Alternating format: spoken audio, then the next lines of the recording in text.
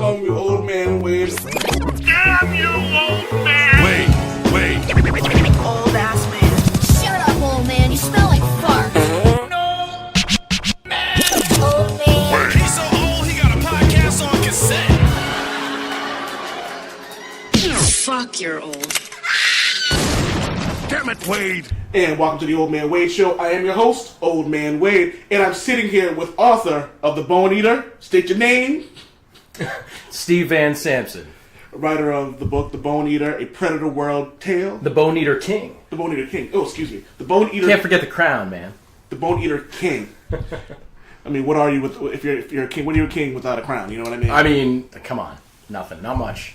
Do kings even wear crowns anymore? I mean, I guess it depends on the country. This one definitely does not. His crown is gore. The gore that he reeks, I think. It's a pretty fucking crown. It's pretty damn graphic crown, man. I mean, if you're gonna do it, like do it right. That's what I think. I mean, what's more memorable, a crown of gold and jewels, or leaving Blood a trail? and bone and horror. Which one's more memorable? I mean, let's be honest. People don't even know the whole continent exists anymore, or the crown jewels. What are you even talking about? There's some what diamond? There's some 16-year-old kid out there going, what? Oh, like the crown jewels. What's that? Isn't that your balls? I'm like, no, you fucking idiot. It's like read a book, dude. Come on. Oh, what's the one? The Maltese Falcon. Yes, with Bogart. Like that's funny. I've never seen the movie or if this book, read the book, but I know that that's a thing, and I have a vivid image of what it must look like. You're probably right. Don't check it. No, You're fine. that. It's not going to be as good anyway. Is what you're thinking. Because it's never as great as like what you imagine. That's right. The only person I will say who there's two people I know when you read comic books and you hear them and like you hear the voice. I can't remember the guy's name from the Tim Bruce Batman the Animated Series. Oh, Kevin Conroy? Kevin Conroy, Yep. and the guy who always voices Wolverine. Steve Bloom. Those are the only two people I know. That their voices are what you hear internally in your head when you're reading? And, oh man, I'm mad. There's one more. The guy who does Nathan Drake, and he does Deadpool. It's Nolan North? Nolan North, thank you. Him too. Like with Deadpool, it's like I hear Nolan North's voice. I don't hear Ryan Reynolds. Not Ryan Reynolds? I hear Nolan North. Nolan North was Deadpool. Now what? In the Wolverine vs. Hulk?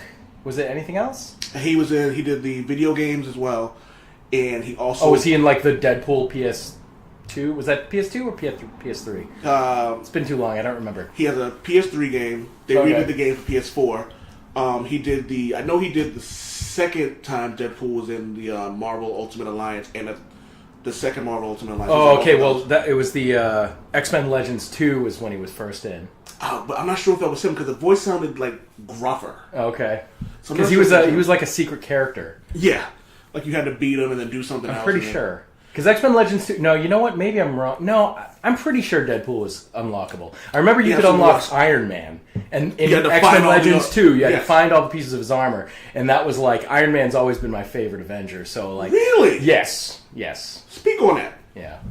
Why is it Iron Man or Tony Stark? Both. Basically, I don't know. I'm really drawn to flawed characters. I'm really drawn... Let me rephrase that. To flawed heroes.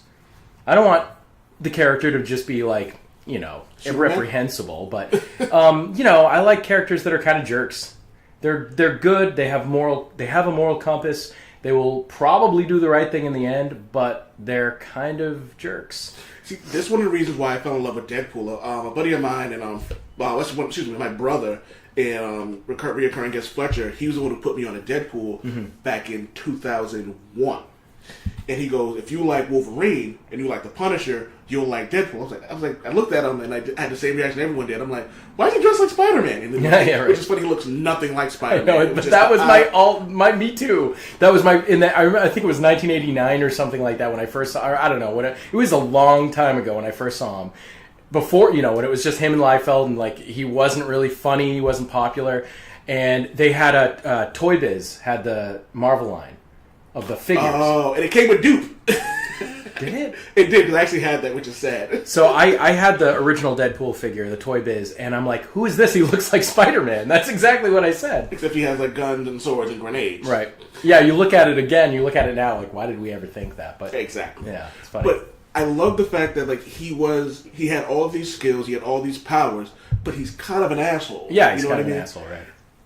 But to your point, just like Tony Stark and like Wolverine's one of my favorite characters as well.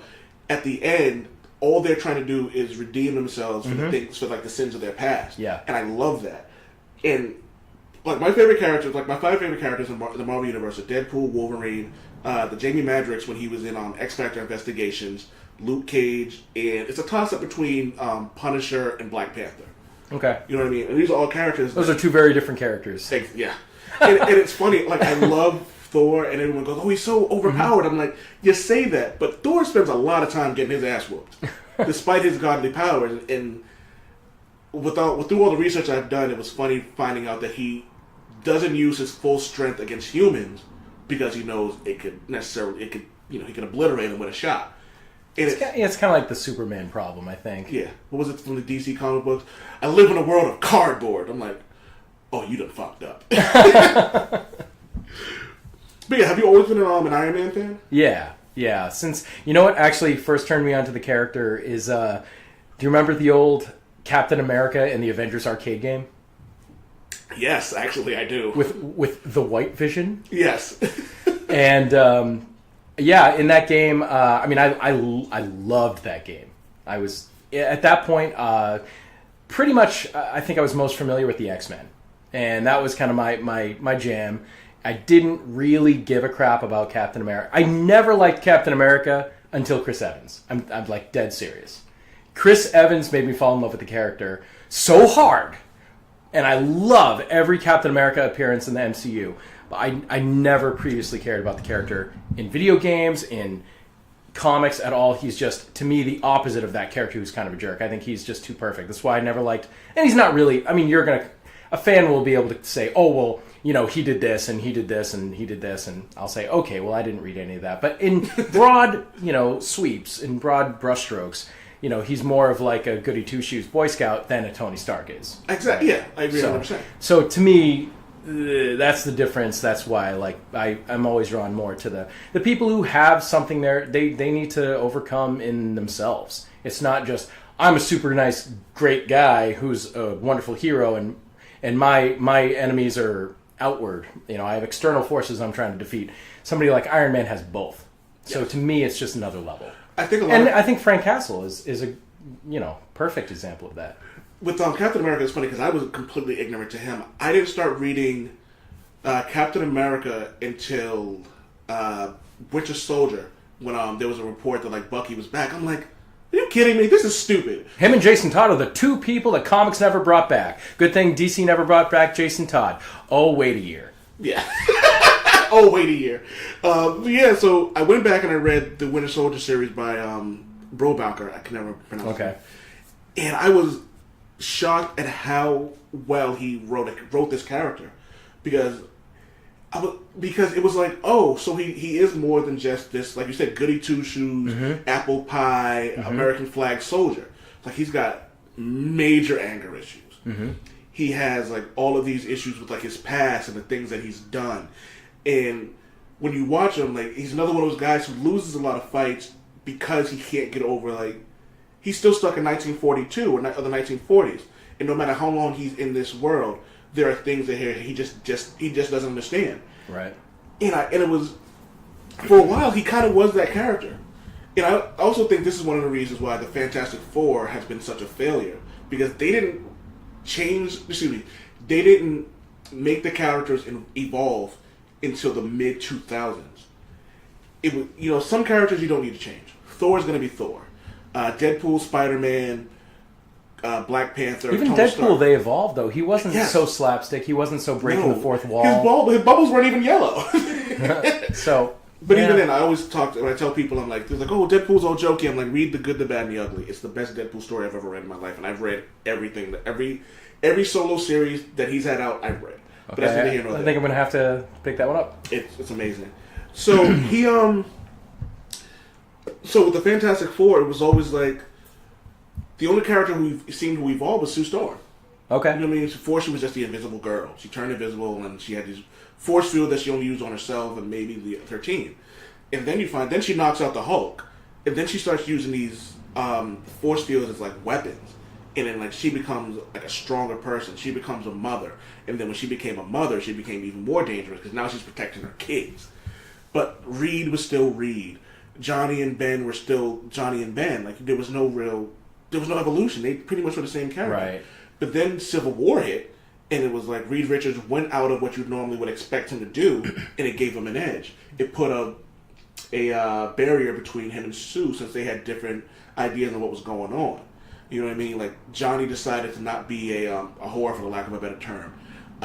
Ben wasn't always, oh, woe is me, I look like a monster. Like, you know what I mean? Like, so it took them because those are good seeds of characters. They're interesting things, but it's like you're inferring that started in the 60s. It was played out long before now. You got to do something else now. Yeah, even Batman. And I honestly think it took Batman a long time to grow as well. And you're on the internet. You know, every fight is like Batman wins because he's Batman. Right, pretty much. And for a while, I hated Batman because of that. Yeah. Then I don't know if you've ever read New 52. I haven't. The only New 52 stuff I've read. Actually, the only DC property I read at all is Green Lantern. I'm a big Green Lantern fan for whatever reason. I love Green Lantern, and I read some of, like, when they rebooted they did New 52, the Green Lantern book was Sinestro for a little while. Okay. Oh, it's right, because he forgot he was originally a Green Lantern. Yeah, he kind of came around with the whole end of, like, Darkest Night, Brightest Day, and then he was kind of in a place where he wasn't such a bad guy anymore, and you kind of understood him a little bit more. Actually, Sinestro is one of my favorite comic villains, and I think nobody ever talks about him, like, or gives a crap. I don't know, I just really dig that character. I got a buddy of mine, Pat, and he gave me a bunch of Green Lantern comic books, and he was telling me this story about how, I guess him and Sinestro, I guess, were like either in space or on an island, and Sinestro said something to the effect of like, "You're my only real friend. You're the only person who really gets me." Like, you know what I mean? The fact that he fights and like they respect him. I was like, that's pretty deep, and I think that's what makes a really good villain. Right. You know, which also, you know what? That's a good segue into another topic I wanted to bring up. The DC cinematic universe. Mm-hmm. And I think one of their major flaws, their biggest flaw has been the lack of a really good villain. Yeah, I don't, and it's funny because that is the number one complaint everybody pretty much has had. Maybe not anymore now that Infinity War has come out, but that is a common complaint with the Marvel Cinematic Universe. So a lot of people say, well, Loki's great, but all their villains suck. It's like, yeah, but look at DC. You know, what have we had? The Enchantress, the Ares, you know, like Magneto with a porn stash. Right, like pretty much everything turns into this giant CG nonsense, you know, and Thanos was CG, but I mean, you could say, well, was it, okay, the quality of the CG was better, you know, Thanos was, if Thanos was a 10, Steppenwolf was a 6 or 5, you know, so is it only because of that? It's not only because of that. It's not. It's part of it, but for sure the characters are just written better and are, you know, there is a sympathy to somebody like Thanos that you don't have in somebody like Steppenwolf. Steppenwolf was just one note, and you know he was Mother. You know, set there to just push all the way through to the end. And at least Ares and Wonder Woman, I think the final battle with Ares is the biggest strike against that movie, which is a great movie. I think it's, you know, most people will agree that it's the best of the DC universe at this point. I think it is, but I think that big battle with Ares was pretty bad, and the dialogue was pretty video game, and it was kind of like, what, did somebody else come in to direct this part? Like, I literally don't understand, but you know, it was still a great movie. So, but no, I haven't seen a really good villain. I mean, Lex Luthor was terrible. Jesse Eisenberg. My wife called him. My wife was watching. We were watching it, and she goes, "Why was he Lex Luthor? Why wasn't he the Mad Hatter?" Yeah, right. Exactly. He could have been somebody like, you know, some goofy Riddler or something. I don't know. Like, okay, here's my question: why is it that in all Superman movies, the live-action movies that have ever existed, why is it that Lex Luthor always has to be a clown? Why is that? Clearly, like, okay, it's all subjective. So not clearly, but in my opinion, the character works the best the way he did in the Superman the Animated Series, voiced by Clancy Brown. When he is absolutely dead serious, humorless, and he was like this in Young Justice too, which was my favorite superhero show of all time. We'll go back to that. But he was the same character though. Essentially, he wasn't voiced by Clancy Brown, but he was very serious, very much like above everything else. He had schemes. He had plans going on. You didn't know what he was doing, but he knew like 30 steps ahead of anybody else. He's this, tactical genius who's got stuff going on, and he has this public face that he shows the public. And there are stories. Obviously, he becomes president and stuff. But even when I liked it, honestly, when he was just this philanthropist in the Superman animated series, when he's like that, he's got he's like an evil Tony Stark, essentially. Yeah, it's exactly what he. I think that he's all the way down perfect. to the super suit that he has to fight Batman. Right, Superman. Excuse me. Yeah, same, exactly. I think he works. I don't understand why they decided to go back to being a clown again, with Jesse Eisenberg's take on it. It's like he's just ridiculous at all times. He's ridiculous. It's funny because I got a buddy of mine, Brian, talks about Lex Luthor, and his biggest thing with Jesse Eisenberg was that he was so like goofy. Oh, do you want a jelly bean? Right. It's like that's not Lex Luthor. Like you said, Lex Luthor isn't jovial. You know what I mean? He's not goofy. He's not like right. But Gene Hackman's was. And it was Gene Hackman's was, and Kevin Spacey's was. It's like in the movies for some reason they always feel like they need to make him. I wonder whether or not they're worried about it being too serious. Maybe but what's funny about that is Superman. It's almost like they make Superman too serious as well. Mm-hmm. You know what I mean? In Superman, he's not a jokester, but he's lighthearted. A lighthearted person can make jokes. He can make stupid, corny lines. Chris Reeves as Superman, I think, hit it. You know what I mean? Right. He's not like funny, but he's goofy, and like you're saying, exactly. So he's not like weight of the world, misery, Superman. Well, he's not Dolph Lundgren from The Punisher. Or I'm gonna go be a fisherman out in Iceland for the rest of my life because I can't deal with saving people. I don't understand. Kevin Costner told me not to save people, so. I mean, hey, if Kevin Costner told me to do something, I'd probably do it too. So who am I? And just for the record, I liked Waterworld. Yeah, that is a random ass thing to bring up, but okay. It was on the show, and Kevin Costner, Waterworld. My buddy loves the movie. He made me watch, and I love it. But that's neither here nor there. So, a buddy of mine, Brian, was talking about the Justice League animated series, Lex Luthor, and he goes, "That Lex Luthor is intimidating." Before he even opens his mouth. Yes. He walks in, he has this really big stature. He's like 6'2", broad shoulders, like stone-faced businessman. When you walk in, you're supposed there should be shrinkage when Lex Luthor walks in. Yeah. You know what I mean? Yeah. But totally. Jesse Eisenberg isn't intimidating at all. Right. You know what I mean? And it's funny because there was this one picture that was floating around on the internet when they showed him with the shaved head, and he had this really stoned face, and I was like, "Oh my god, that's great! That's perfect. That's what he should look like." Mm-hmm. But then you get this curly haired Jim Carrey Lex Luthor, and I'm like, "No, man, that's not it." Mm-hmm. And I'm not the biggest Superman reader or anything, but I wonder, is it because he was like that in the early comics? I mean, obviously everything Superman's so old. He's from the 40s. So, was he... I get the impression that he started off as this goofy guy and has been... I mean, hey, maybe it's all Bruce Timm for all I know that made him this stoic character. I mean, he did that with the Riddler. He turned the Riddler dead serious. I mean, and Bruce Timm also invented the amazing origin that made Mr. Freeze an amazing character. Really? I didn't know that. Yeah, the whole his wife Nora Freeze is trapped in this suspended animation, and he's trying to figure out a way. That was all Bruce Timm.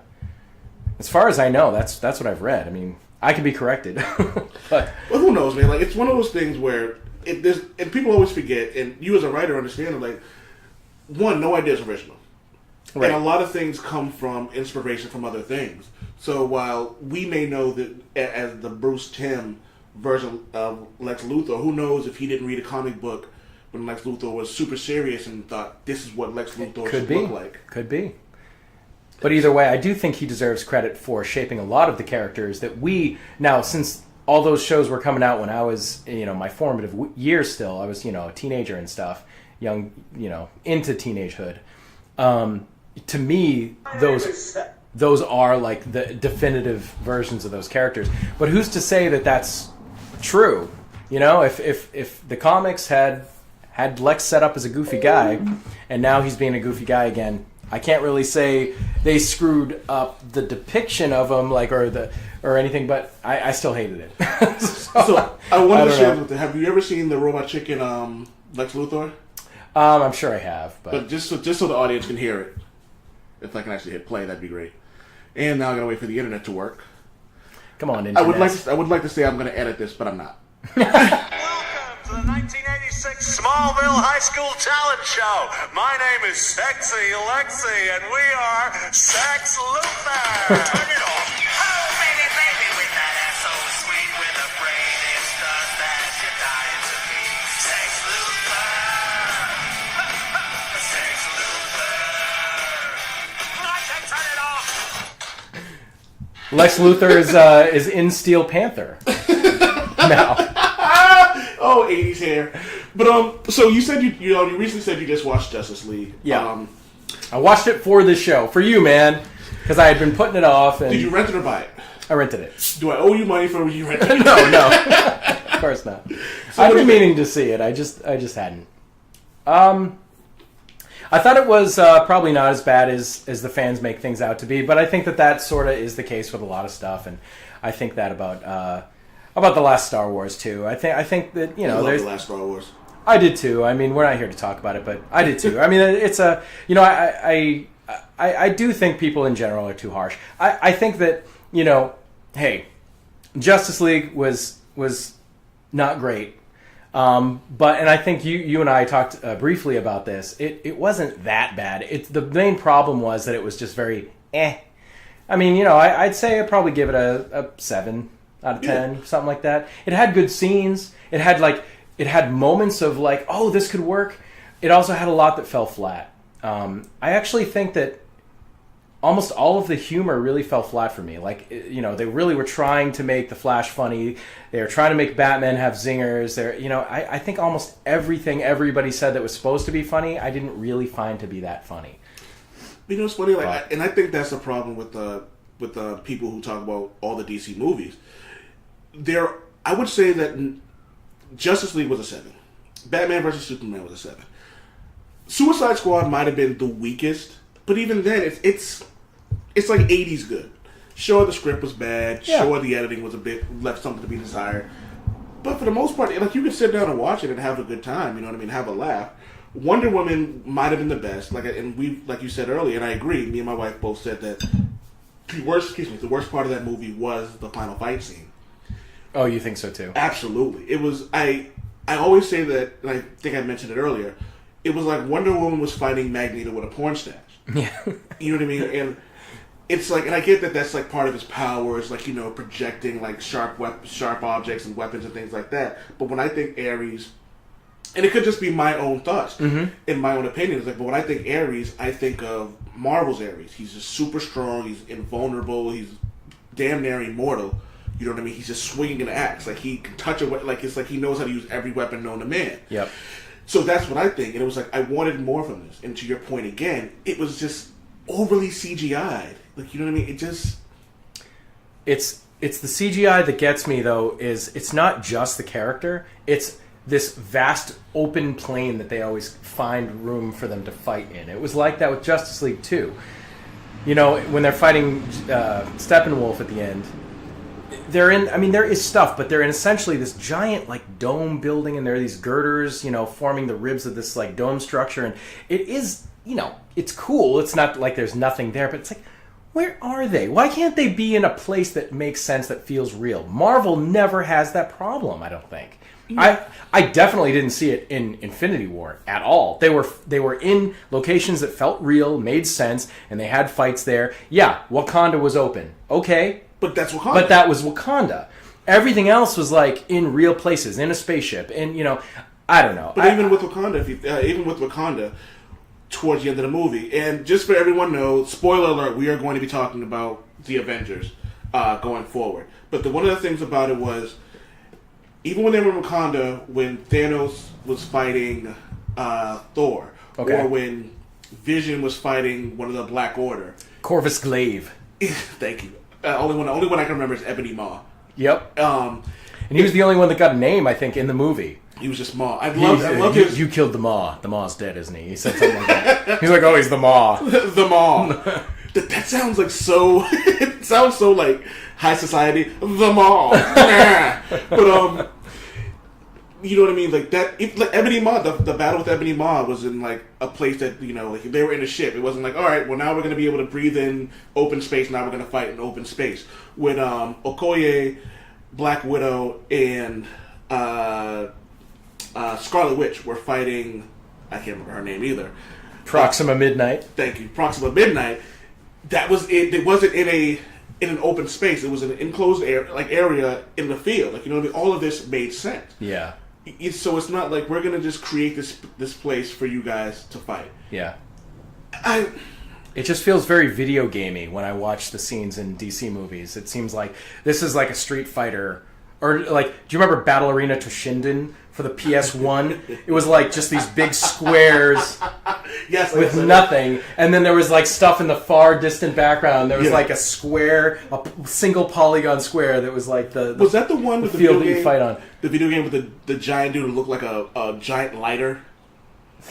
A giant lighter? He was, like, just square. I don't know. Maybe think of something else. I gotta say, my favorite DC movie was Man of Steel.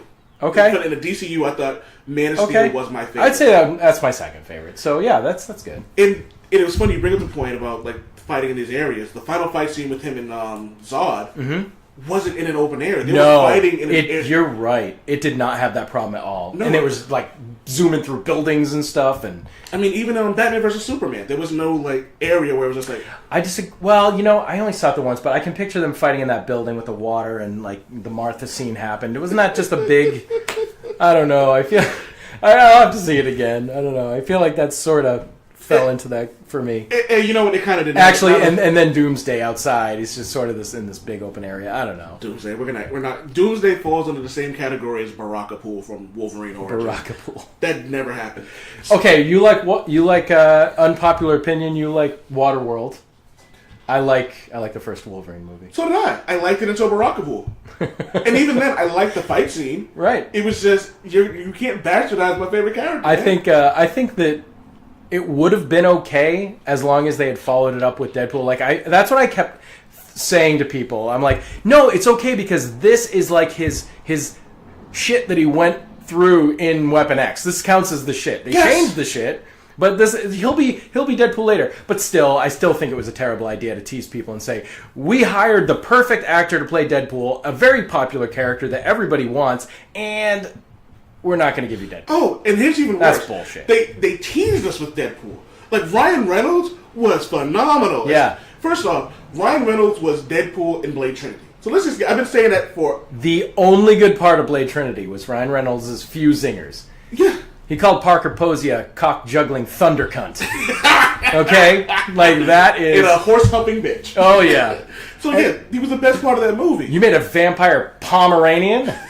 He had, like, a lot of good lines in that. You know, it's funny. Everything, it was like him and even the bad guys. Triple H was terrible in that movie. Terrible, yeah. But he was so... When did you see my dick?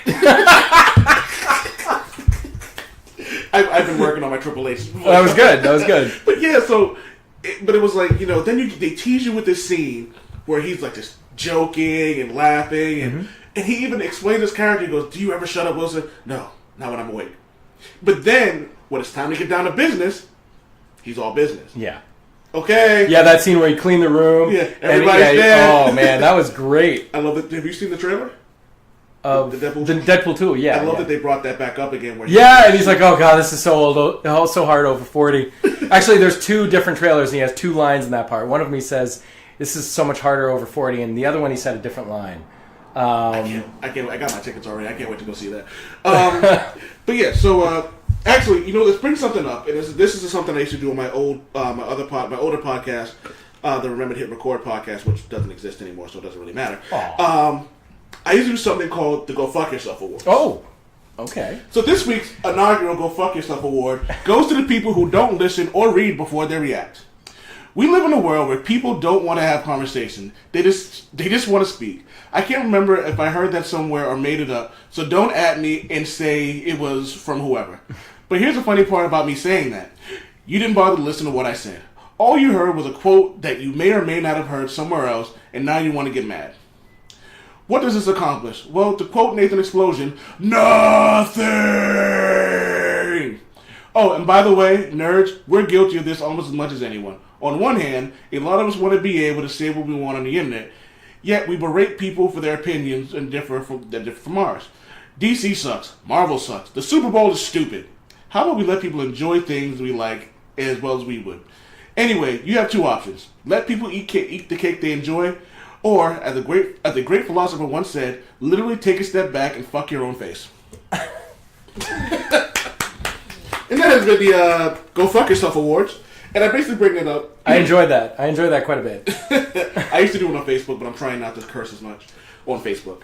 But I brought that up because everyone talks about the DC universe, and it's like and how bad it is. And I'm like, just let people enjoy things, man. Like, I enjoy Suicide Squad. Yes, I know it's a bad movie, but I enjoy it. I enjoy a lot of bad movies, quite frankly. I'm a fan of terrible cinema. You were born in the 80s, I'm guessing, right? I was born in 79. 79. So you remember. Right on the cusp.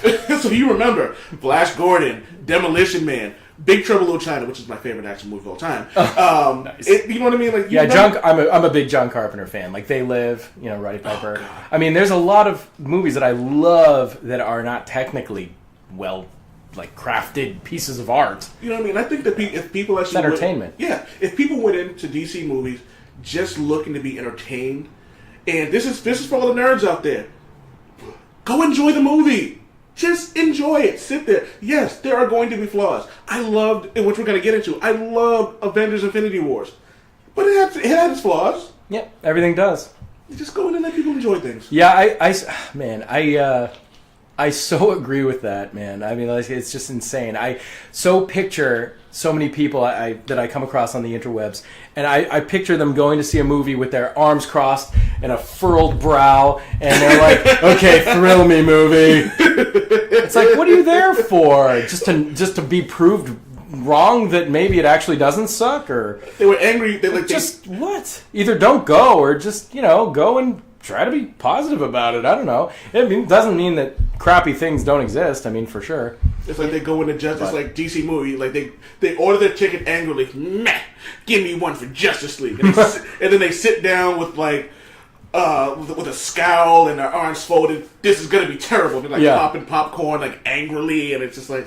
Just enjoy the fucking movie. I mean, for sure, you can not like the movie. I'm not saying you can not like it, but I do think that there is this culture that exists now that it's sort of like you're not starting at a base level. You're not like in the middle. It could go either way. You're like starting negative. Yeah, it's like you're expecting it to suck. You almost want it to suck, so you're right. And there's no chance. The movie has absolutely no chance. And, it doesn't hurt anything either. Whatever. It's okay to have fun. Yeah, it is okay. I agree, man. I try to be positive. So actually, I went into Suicide Squad. I saw that at the theater. Obviously, I did not see Justice League at the theater. I saw Suicide Squad at the theater with my buddy Andy, and both of us had very low expectations. It had been out for a while. We'd heard all the bad reviews. I was never excited for it. I love the Bruce Timm animated series verse. I love Batman in the animated series. I love Harley Quinn in her role in that show, but I've never been a fan of her coming into the spotlight. I think she's one of the ultimate characters that work in a specific light, in a capacity, in my opinion. Also, I thought Spike from Buffy should never have gotten a show, and I was happy he did. But, I mean, some characters are great supporting cast. I think, so I wasn't, excited for Harley Quinn. I like Harley Quinn, but yeah, I don't know. I really went in there. It's like, okay, both of us were like, all right, let's just see what happens. We have low expectations. We'll see what happens. Both of us came out of that being like, you know what? That was pretty fun. It definitely had a lot of flaws. Absolutely. For sure. I mean, I'm not a huge fan of the Enchantress lady. What's her name? Cara Delevingne or whatever. I'm not a huge fan of her. But I'm not a fan of other actors in that movie as well. You know, I don't know. You know the Will Smith guy? I think. Oh no! I actually okay. I was not speaking of Will Smith. Honestly, Will Smith surprised the hell out of me. I really liked him in that movie. Someone said he was too good to be in that movie. I kind of... My favorite scene by a mile was the scene that Batman showed up to grab him. I thought that was... Nabbed him in the alley and his daughter was there. To me, that was the best scene in the movie. And it was also one of the best Batman scenes that we have ever seen on film because it was just Batman being Batman. It's like, why can we never see just the day-to-day Batman shit? Show us, like, him nabbing somebody in the alley. You know? I never thought about that. I loved that scene. I loved it. And yes, I went into that being like, okay, now I was a huge Will Smith fan back in the day, in the 90s and stuff. And, you know, he hadn't done anything that good in a while and stuff. And I sort of think, you know, he's that echelon of rich people that he's so far above him and his family and stuff that, you know, so I was like, I've kind of waned on my love for him. But so I went into that being like, I don't care about Will Smith. And I came out of it going, my God, I can't believe how much I liked him in this movie. Yeah, and I thought almost everybody else was not very good. I thought, okay, I'm going to say one thing about Margot Robbie. I think she's an awesome actress. She's gorgeous, okay, for sure. You can't take any of that away from her. I think she's great. I do not think that she is the perfect person to play Harley Quinn other than her looks. I thought her costume was insulting, and I hate her costume. I agree with that. It's absolutely goddamn ridiculous, her freaking costume. So that aside, yes, facially she is the perfect person to play Harley Quinn. The problem with that character is she's a fine line between annoying and like the best thing ever. It's like a very fine razor's edge with that character. And I've seen her play... Now, Arlene Sorkin was the lady who voiced her in the show, the original show. Yeah. And she was perfect. Every time she said puddin' in that show, my heart melted. I just loved her so much in certain episodes. And she could always bounce. She could always switch from the Harley Quinn with like the squeaky voice back to Harleen Quinzel. Yeah, where yep. It was, like, she a had very, that stoic, psychiatric voice. And I think that in general, what people do need to understand is that about that character, just like Deadpool. Deadpool is the same way. Now, I have seen Deadpool in certain things previous to Ryan Reynolds. Now, you mentioned Nolan North. I think Nolan North is a great voice actor. He's done a million things. He was also, I'm pretty sure he was Raphael in the 2003 Ninja Turtle show, which is my favorite Ninja Turtle show. Oh, God. I'm pretty sure he was Raphael. We can wax poetically about how great that show is after this if you want to. But, I mean, I think that Deadpool and Harley Quinn are the same sort of walking that razor's edge. They are either the best thing ever, or they're obnoxious and annoying and shut the hell up and get out of my face. I think that comes with a lot of characters. Like you said, your favorite character was your favorite Avenger, was Tony Stark. Yeah. And he is as he said in the movie, billionaire, playboy, philanthropist. Yes. You know what I mean? So when he's too eccentric and too bossy, it's a bit much. And this is going to be very unpopular. I think Iron Man 1 is overrated. Iron Man 3, I thought was his best rendition of Tony Stark. And I think Iron Man 1 was good, but I didn't think it was like phenomenal. I thought it was a great beginning. Okay. But I thought what he did as Iron Man 3 was perfect because, as we talked about earlier, his flaws. He was, and a buddy of mine, shout out to Paul, brought it up best, and he said the best part about Iron Man was everybody in the Avengers is wartime tested. The Hulk, even with the Hulk, like, he had already been through so much. So this was like, so recovering from this was nothing new. Tony Stark had never been in a real war. He's never been in a fight, in a drag-out fight like that, where he almost died. So him having these visions and having... I think you could argue that the ordeal he went through in Iron Man 1 was probably the first traumatic thing. And what was the first thing he did which was in a traumatic situation right. was, I'm going to be a superhero because I still haven't dealt with my problem, with my issues, you know what I mean? And even in Iron Man 2, it was, you know what it was? It was the progression of the character. In Iron Man 2, he didn't know how to deal with the fact that he might die. He was still dealing with everything that he went through in Part 1 and he didn't deal with. And then off the cusp of Iron Man 2, he had to go into the Avengers. You know what I mean? So it was like, and then like Iron Man 3, it was finally him I guess, coming to terms with everything. Because after that, he was a different character, and I thought everything he did. And I wrote an article about the 20 best. And I wrote him number 1, and he got number 1 because of the conversation he had with Spider-Man, when he goes, "If you think you need this suit, then you're not ready. You're not ready for it." And I was like, "That's it right there." You know what I mean? Yeah. If you're nothing without this suit, you don't deserve it. Exactly. So You're right. That's one of the best lines of that movie. So I think with the flaws and stuff like that, I think that gets into like everything we were talking about earlier. Yeah. But I actually because Iron Man 3 is a popular one to hate. I think that it's like, people rag on the Thors, the first 2 anyway. I think most people liked Ragnarok, and I do agree that was the best of the bunch for sure. But for sure, it's like people love Iron Man 1, hate Iron Man 2. And kind of hate Iron Man 3. Which is funny because Iron Man 3 is the highest grossing one he's put out. It is. It's one of the highest grossing ones of the MCU. Yes. It's like one of the top. 10. Yeah. So, I mean, I think that I actually put Iron Man 3 in my top 5. Yeah, it was... I love Iron Man 3. And it is one of those movies that I feel like I try to champion here and there, but I get it. Most people don't like it. But I think it's actually one of the best MCU movies. And it was... I think it did the highs and the lows incredibly well. Yes. Like, the highs, there was some genuinely hilarious shit in that movie. Like, do you remember the scene when he's, like, at the end, he's infiltrating the base, and he comes across this guy who just works there, and he's gonna, like, shoot him or something. The guy's like, whoa, wait, it's fine, I'll just leave. These people are weird, or like, whatever. Was that when he was floating around with like one boot? Yeah, or whatever. He's like, oh my god, these people are so weird, and just like he just left, and that was just that guy. And I don't know, there were some great moments with the kid, and I hate plucky kid characters. Me too. Hate him. I'm cold. I liked the kid, and he was like being such a dick to him. And I think that was the point. I think because everyone hates, like you said, plucky kids. Yeah. I think that's why it was so great. Agree. Because they knew. Agree. Oh, we're gonna make this character you're absolutely gonna hate. Yeah. And unpopular opinion, I think Dark Knight Rises was the best Batman out of the Nolan. Did you? Yes. To be perfectly transparent, I never saw that one. If you ever get a chance, go in and watch it. And again, my buddy Pat, he said something to me because I didn't like it originally, and he said I thought it was really good, and it didn't need Batman.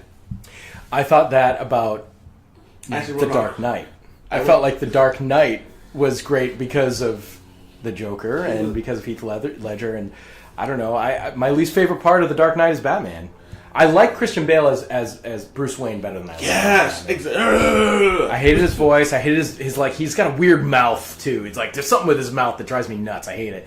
And like no offense, not his fault, but like there's something about Christian Bale that I'm just like not down with him in the Batman costume. But he was great as Bruce Wayne. Great. I love Batman Begins. That's my favorite of the 3. I hated that. You know what it was? I don't even hate that one. I just hate the I don't know the name of the woman who was supposed to be his friend. Oh, Katie. Was it Katie Holmes? Katie Holmes. She was so bad in Batman Begins that I legitimately could not watch it. Like the scene where she's slapping him in the car. Rachel. the scene when she's slapping him in the car. I watched it again. I was like, done.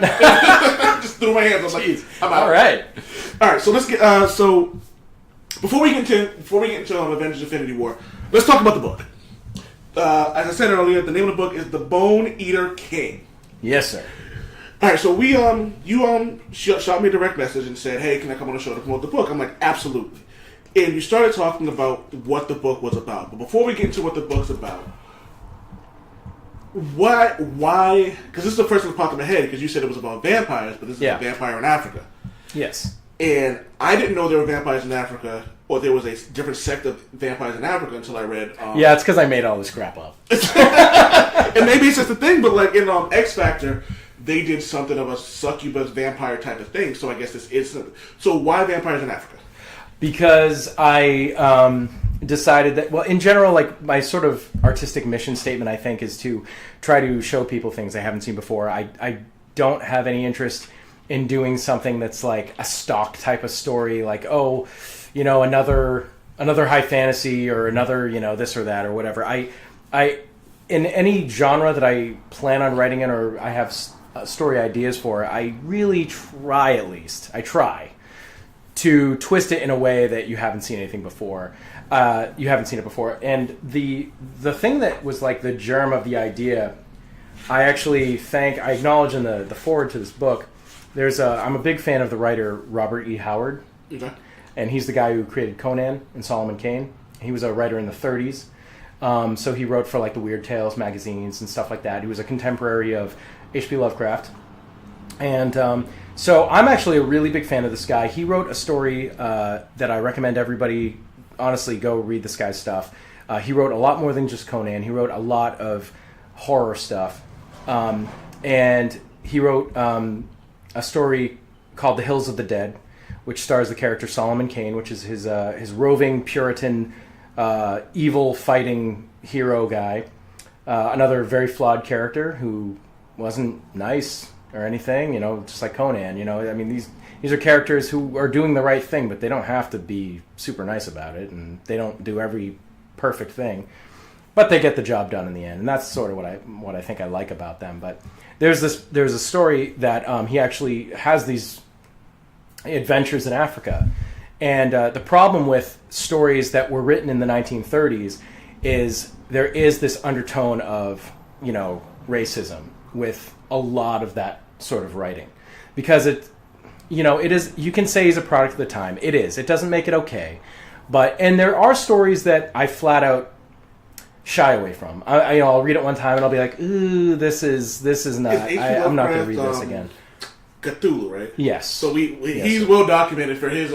He is, and the funny thing is, so Lovecraft is more documented as being a quote racist.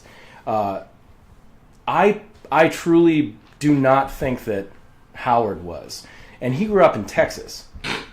So you'd think, if anything, but yet, so there are undertones. I would say there are undertones. There are also stories that star African Americans. There are well-written, great characters that are African American. There is, but yet sometimes they have that, and I say undertone because it's like, okay, there's a character in the story The Hills of the Dead who's like an African witch doctor, but it's to the point of it's like insulting almost, I think, because it's so stereotypical. He didn't, but in my mind, I feel like it's more than a lot of writers at that time were doing. Yeah. And I really try to work in diversity everywhere I possibly can, because I legitimately, not only do I think it's important just for the sake of it, but I want to read a different story. I think that speculative fiction like horror and sci-fi and fantasy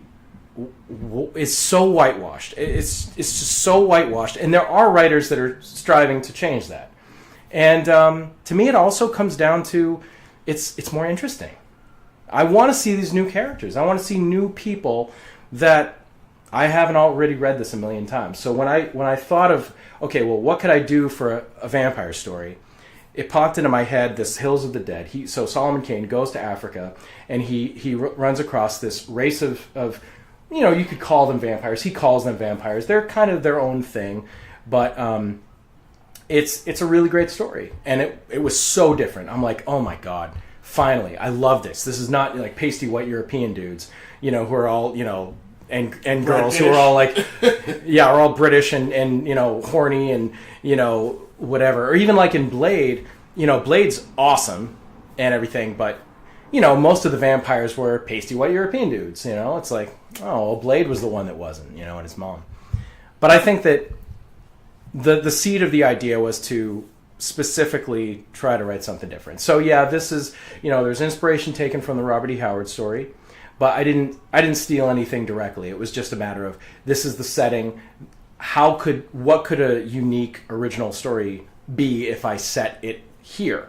And all the characters are African. There's one American in the story, barely at the very end. I'm like, okay, well, if I'm going to do this, I want it to take place in Africa. It's going to star Africans. I'm going to do it right. And I did as much research as I possibly could to learn about not only the people, but also, like the area, really looking at what, like, down. I was on Google Maps a lot. Let's put it this way. Yeah. There was a lot of satellite Google Maps stuff to try to figure out the exact area and really, pick out landmarks. And it's great because people who go, I mean, I would have loved to have gone if I had had the money. Certainly, I would have loved to have done that. But it's great because people take pictures and they tag little things and hostels and they do it everywhere. It's great, So a lot of that kind of stuff I put in the book specifically to hopefully make it as real as possible. And I mean, I guess my secret hope is that one day somebody from there would read it and be like, oh my God, I know that, Yeah, it's kind of like someone, if you're I'm from Mattapan. So someone, if you're writing a book about someone from Mattapan, you're like, oh, Blue Hill Avenue. You're like, oh shit, Norfolk Park. Oh shit. You know what I mean? Yeah. So it's like, you can relate to things. Exactly. Like It's just fun. It's just fun when that happens. So talk about the book. What's the book about? What's the book about? And well, so we start out and, I wanted it to be a story that took place in a very short amount of time. So it's basically it all takes place in the span of one night, because I didn't want to deal with what happened at daybreak. I decided early on that this is a road story. This is a point A to point B and all the crazy shit that happens in between. It's just a mad dash. So the opening scene was in my head for a long time. And it was quite a while before I sat down to be able to feel like I could actually write a book about it. I just had this opening scene, and what I pictured was, if it's a movie, the opening shot of the movie is a guy looking at his hands, and there's two fingers missing on his left hand, and there's blood everywhere, and he's looking around, and he doesn't know where he is, and he's looking around, and there's darkness everywhere, just endless savanna on all sides, and he has absolutely no memory of how he got there or what's going on at all. And then he looks down, and there's a carcass of a hollowed out lion right in front of him, and there's bones and ribs everywhere and skin thrown and just a mess, and he has no idea what's going on. And he looks out and he hears something, and all of a sudden in the periphery and in the darkness there's eyes, and then the eyes start to laugh, and he's just terrified, and he doesn't know what's going on. And this is, it just sets something off in him. He doesn't know what to do. He just runs. So that's sort of like that was like my shotgun blast at the beginning of the race. I mean, that's pretty much get the start people of it in anyway. it really quick.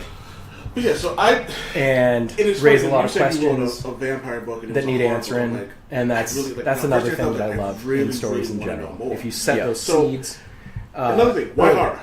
And then you said say love horror. horror, You plant these little love seeds, it. and then you kind of water them as the story goes. I mean, I go. And, I have in the last 10 years or so really gotten like way too into old horror movies and stuff. And I mean, I'm going back to the 20s, watching silent films and stuff. And I mean, actually, I write a monthly column over at Cinema Knife Fight called Monochrome Manor. And I just pick an old black and white movie. That's the only criteria, is that it has to be black and white. It can be horror, sci-fi. I've done mysteries, and I call it new reviews of very old movies, and but that's over at Cinema Knife Fight.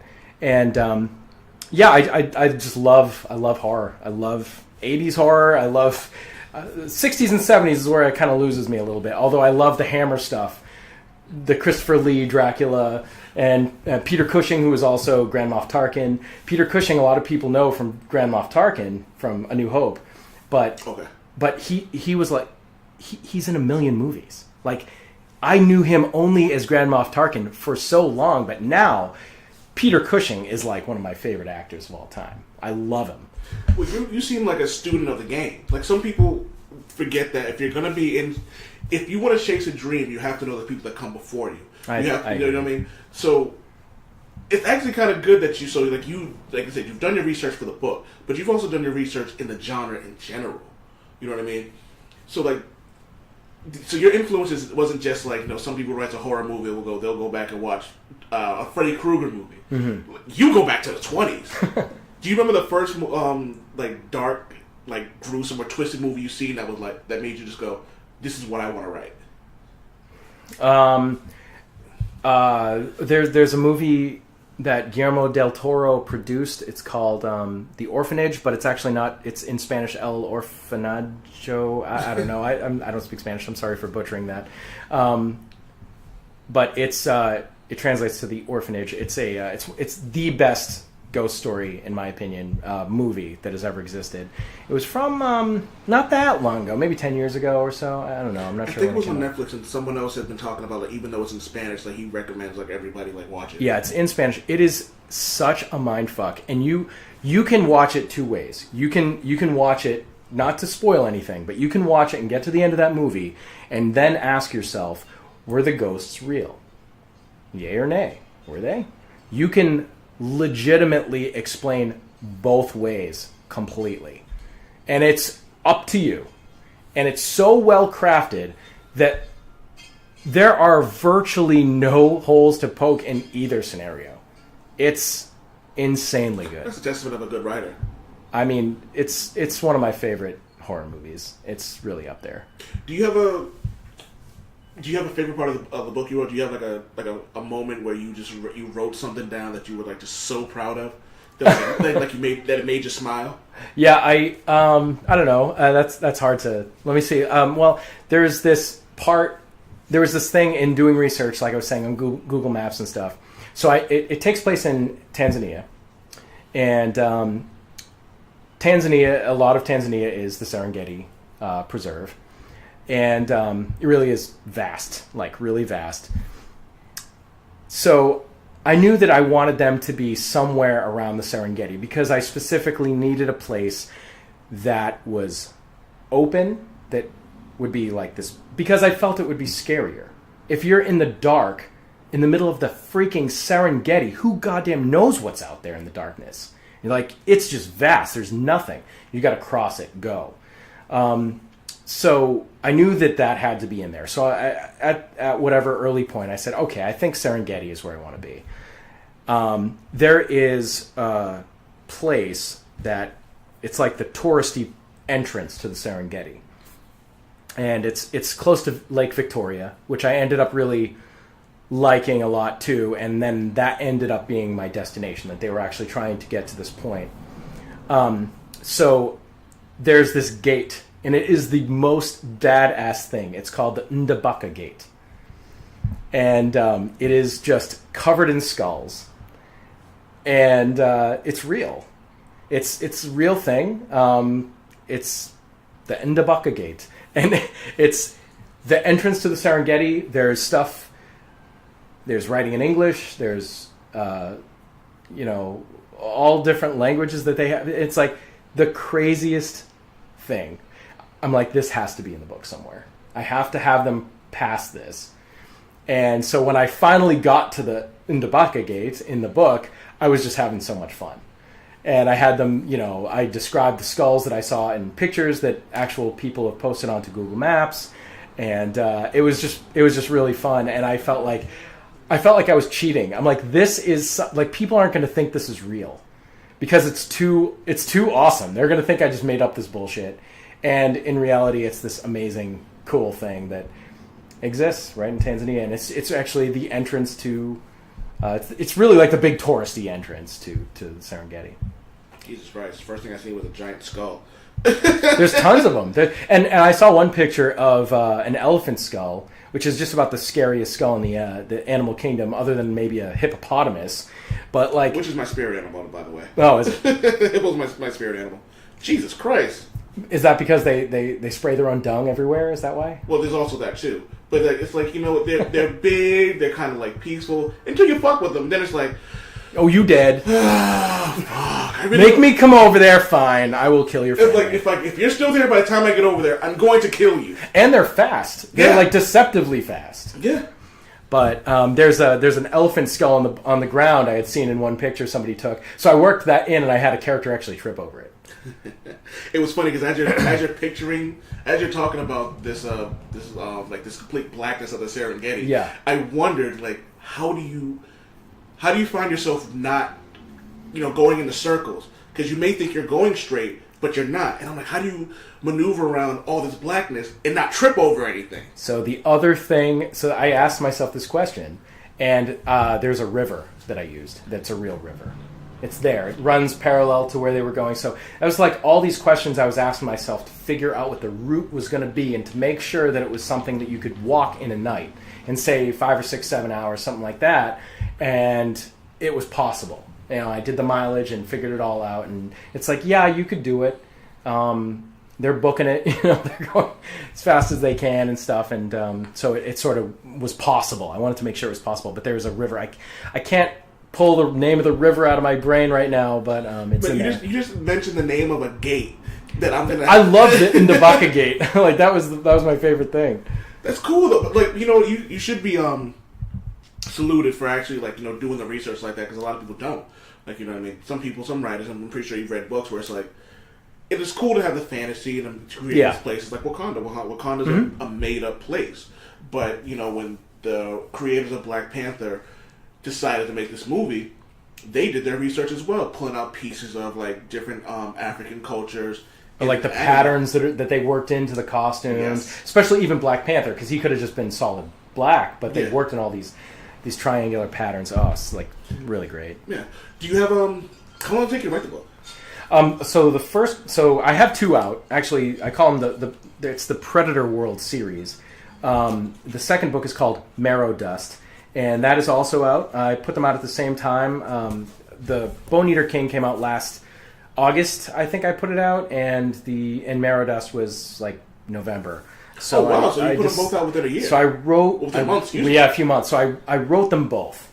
I decided to get to the end of the second one before I released the first one. And for various reasons or whatever. But the first one took me about 7 or so months. And the second one took me about the same, but is a decent amount longer. Marrow Dust is about... I think it's about 60, 70 pages longer, something like maybe more than that. So I was pretty proud of myself because I was like, well, it took the same amount of time, but it's actually longer, so that means I was being more productive. But the book I'm writing now, that productivity is in the garbage. Unfortunately, I think I burned myself out or something. But I'm plugging away at the next book, which is not a Predator World book. But I don't know, why call it Predator World? Okay, well, if I can read a prepared statement, this is how I define it. Because people think the Predator from Alien vs. Predator and the Predator and whatever. So I say, once there were no more plant eaters. Can I do it in the accent? Absolutely. I've worked on it. It's probably terrible. All right, here we go. Anybody who listens to this isn't going to be offended and give a shit at all. Once there were no more plant eaters. Carnivores had to turn on each other for food. Lion preyed upon the jackal and the hyena upon the leopard. Though all cowered before Africa's new apex, the Masatsaku Maza. The what? The what is the correct response. The Masatsaku Maza, it translates into leech man. So this is an actual word. Well, they're 2 words that I just put together. The syntax probably wrong. I did as best as I could with various sources online. It's actually the language is Hausa, which is one of the national languages of Uganda. And the second to main character is a woman. Her name's Mirela Nanji, and she is from Uganda, and she actually becomes the main character of the second book. So there are 2 characters. One is the guy with the hands that didn't know what was going on, our amnesiac protagonist, and he is a Maasai, and he is the main character in the first book. And then in the second one, it sort of switches, and she becomes the main character. Because I ended up thinking that she was the better character and had more story to tell. So, but they're both characters I'm very proud of. I'm more proud of the woman, honestly, though. That's pretty cool. But it's funny. Like, and this is I like to bring people on here who actually have like accomplished like their dream or their goals. It's like an example of like, you know, you work a full-time job, you got kids, you got a wife, you have a life. Right. But that doesn't mean you can't actually take the time to do this. Like, I've been trying to write a book for years, and I can't get it done. But it's also cool, like, when you see a guy who's like, oh, I finished it. Like, you know what I mean? This is the full project, the full product. And I also want to read the back of it. This is a world full of devils, but the Bone Eater King, he is the worst than the rest. He's the worst than the rest combined. Wake up, you're in Predator World.